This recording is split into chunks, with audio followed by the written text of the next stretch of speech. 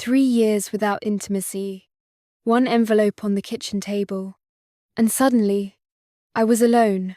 I didn't expect my life to crack open on a random Tuesday morning.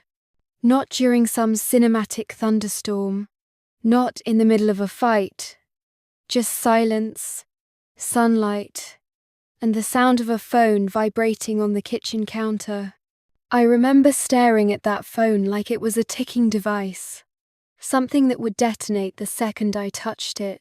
Funny how you can feel your whole world shift before you even know why. When I finally picked it up, the message was only one sentence. You need to know what your sister's been hiding from you. No name, no context. Just that cold, precise sentence sliding straight into my spine. I should have ignored it, blocked the number, acted like a normal person. But normal people don't run toward burning buildings. I do. So I typed back one word. What? The photos came seconds later. Not graphic, not violent, just wrong. My sister, Emily, sitting at a cafe with a man I recognized instantly because I'd married him 7 years earlier. Their faces were tilted toward each other. Close. Too close. Her smile soft, nervous. His hand reaching toward hers like it belonged there. My first instinct wasn't anger. It was disbelief. So sharp. It felt like dizziness. A moment where reality became elastic. Stretching.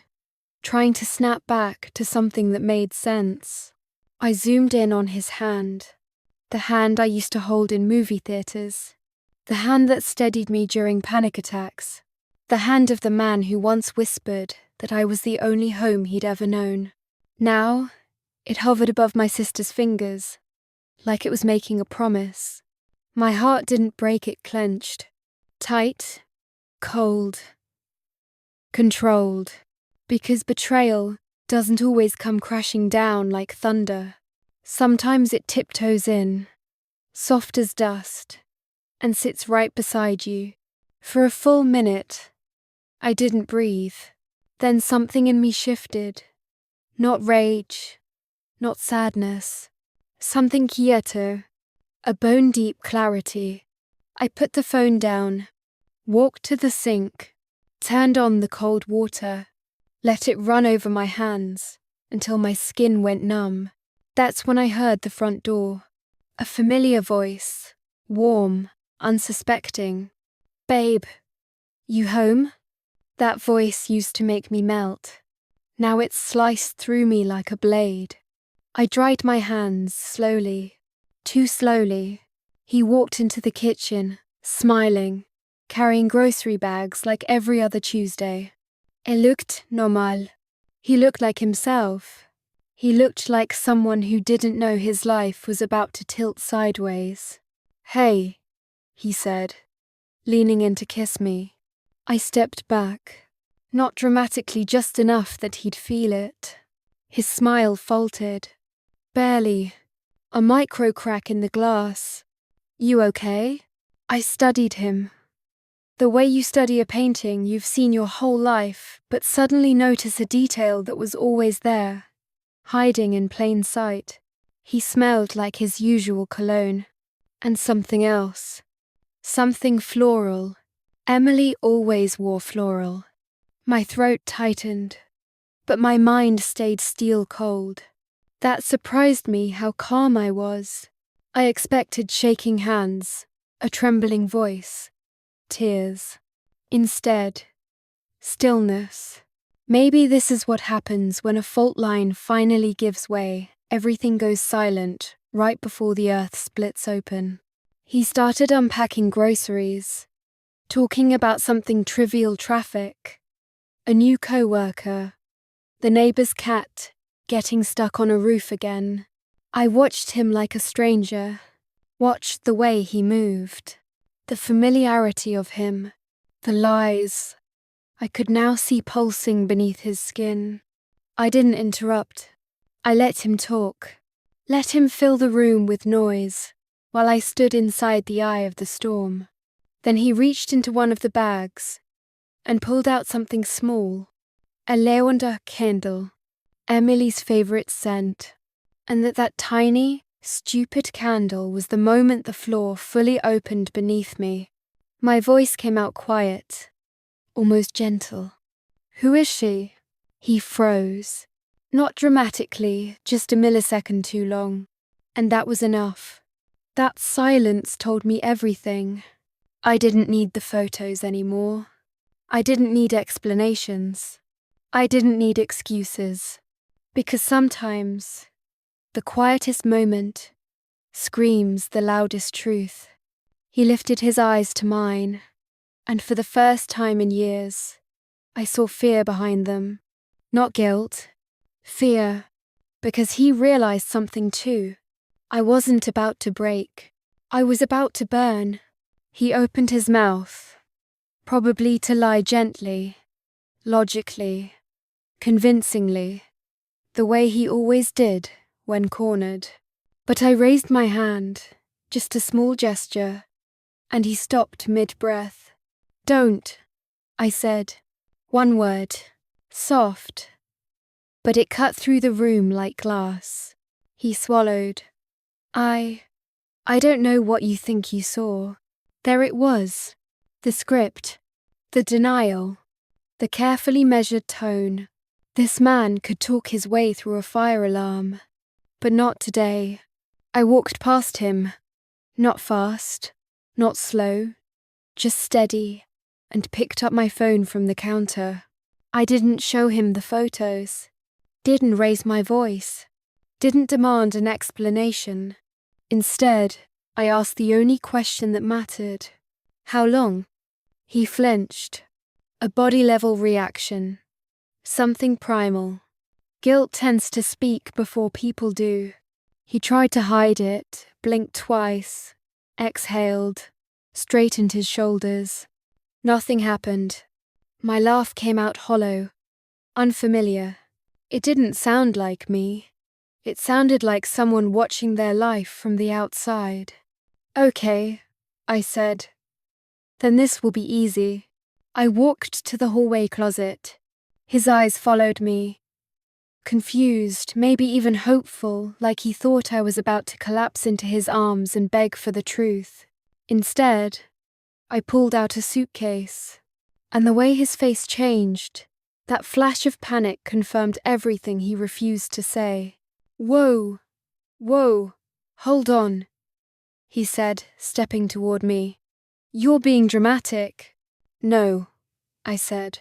"I'm being done." His jaw clenched. "Over what?" "A photo of me sitting at a table with your sister. We're family. We talk. That's not a crime." "No," I agreed. "But lying is." His breath hitched barely noticeable. "But after 7 years with someone, you know every twitch, every micro-expression, every fracture. So I'll ask again," I said, my voice steady, almost eerily calm. "How long?" He looked away. That was my answer. Not the words, the silence between them. Silence always tells the truth. I zipped the suitcase halfway, the sound slicing through the room like a blade. He rubbed his face, frustrated. It just... Look, she needed someone to talk to, okay? You and she never got along. I was trying to help." "With what?" I asked. He opened his mouth, closed it, opened again. "That's what I thought." His eyes darkened. "You're twisting this." "I see." I nodded. "So she was lonely. You were supportive. And your hand just drifted toward hers? Happens all the time between a husband and his wife's sister." His cheeks reddened. That was new. He was always in control, always poised. But now he looked cornered, exposed, unraveling. "It never got physical," he said. That sentence, that flimsy, Desperate sentence, almost made me laugh again. Almost. Emotional cheating is still cheating, I said quietly. He scoffed. So what? You're perfect. You've never gotten close to anyone. I didn't betray my family. He froze, because that word family hit harder than any accusation. He ran a hand through his hair, pacing now, frantic. This is insane. We can fix this. Just calm down. I am calm. And I was terrifyingly so. Which is why you should start packing your things before I stop being calm. Where am I supposed to go? He snapped. I shrugged. That's not my problem anymore. You're throwing 7 years away over a misunderstanding. No, I said softly. You threw 7 years away. I'm just acknowledging it. And that was when the anger came. Not from me. From him. His eyes flashed. His voice sharpened. You're overreacting. And you're underestimating me. He stepped closer, too close. And for a moment the air felt electric, tense, heavy with everything unspoken. Then my phone buzzed. Once. Twice. I didn't need to check it. I already knew who it was. Emily. He saw the name light up on the screen. And that was when his entire face changed. Not guilty, not ashamed, terrified. He lunged for the phone. I stepped back and let him grab nothing but air. Well, I said, I guess I know who's been calling you lately. His voice cracked. It's not what you think. It's exactly what I think. The phone buzzed again. And again. He stared at it like it was a live wire. Like touching it would kill him. Like ignoring it would kill him even faster. I walked to the table, set the suitcase upright, and finally exhaled. You should answer, I said. She seems eager. He closed his eyes, and the truth, the real truth, washed over his face like a shadow. This wasn't new. This wasn't recent. This wasn't a moment of weakness. This was a pattern, a history, a timeline long enough to make me wonder how much of my life had been built on someone else's secret. When he finally opened his eyes, I saw something I'd never seen in him before. Defeat. Quiet, heavy, absolute. And that was when I knew. He wasn't fighting for me.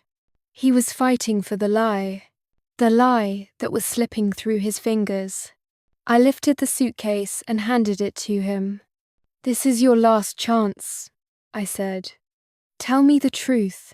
He hesitated 1 second, 2, 3, and in those seconds, I watched the man I married choose cowardice over honesty. I told you, he whispered. Nothing happened. I nodded slowly. Then we're done. I watched him walk toward the door, dragging his suitcase behind him. Each step was deliberate, weighted with the consequences he refused to face. I didn't move to stop him. I didn't call his name. I let him leave, because I finally understood. Control isn't about holding on. Control is about knowing when to let go. The moment the door clicked shut, silence hit like a physical force. The house, our house, felt empty, hollowed out in ways I hadn't imagined. Every memory of him, every laugh, every argument, every small kindness, now seemed like a faded echo. And yet, for the first time in years, I felt a spark of clarity. I had done what I needed to do. I had drawn the line. I had chosen me. I sat on the edge of the couch, hands pressed to my temples, breathing slow, deliberate.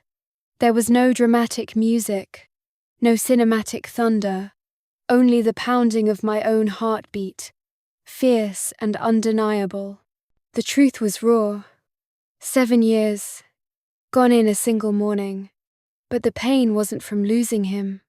The pain was from realizing how easily I had let someone else define my worth, my life, my body. That ends now. A notification on my phone pulled me out of my spiraling thoughts. Emily, the sister. She had left a long, rambling voice message. Hesitation, guilt, fear in her tone. But I didn't answer. I didn't need her voice. I had my own, my autonomy, my choice. I stood, pacing the living room, letting my anger and sadness mingle into something strangely empowering. I remembered every small compromise, every tiny concession I'd made over the years to keep peace. All of it was mine to reclaim. Every meal cooked, every shared laugh, every argument that I'd let him win for the sake of calm. I owned it, but I no longer owed him anything.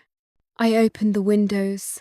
Cold air rushed in, whipping my hair against my face, carrying with it the scent of rain, sharp and cleansing. For a moment, I closed my eyes and let it fill me. It was bitter. It was fresh. It was freedom. Then came the realization. Life would go on. It had to. I would go to work tomorrow. I would pay bills. I would eat, sleep, maybe even laugh again. And nothing, not his lies, not his choices, not the betrayal of trust, could take that away. Not if I refused to let it.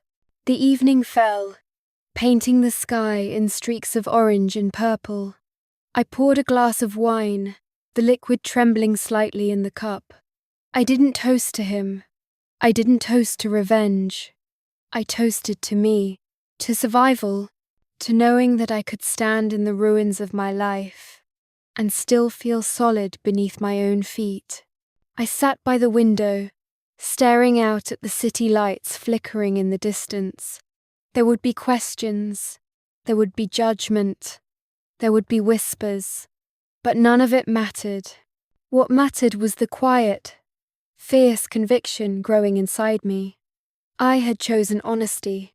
I had chosen boundaries. I had chosen life on my own terms. And maybe, just maybe, that was worth everything I had lost. Because at the end of the day, the house was empty, but I was full. Full of rage, yes. Full of heartbreak, yes, but also full of fire. And fire doesn't die quietly. It burns. It shapes. It transforms. And I finally, unmistakably, was alive.